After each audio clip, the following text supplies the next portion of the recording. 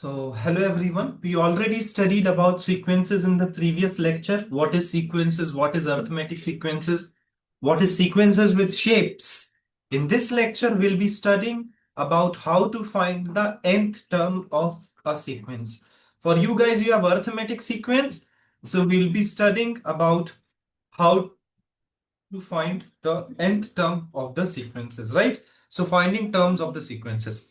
Now remember, any sequence you have, it is made up of two things.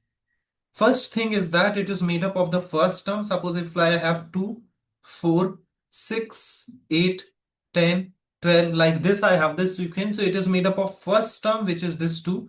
And then the common difference is being added in each term to get the next term, right? So that's right. So it is made up of two things, which is first terms, and rule for extending the sequences can be any mathematical operation.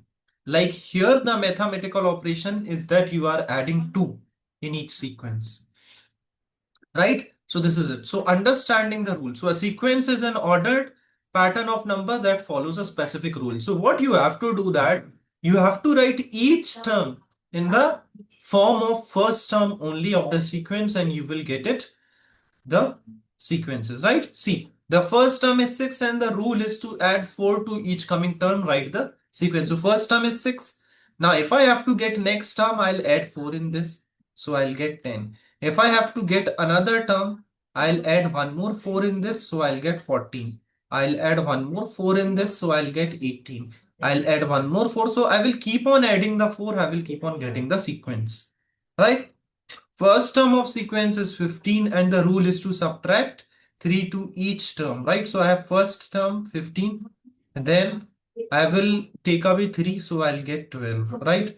I'll take away 3, so I'll get 9. I'll take away one more 3, so I'll get 6. I'll take away one more 3, so I'll get 3.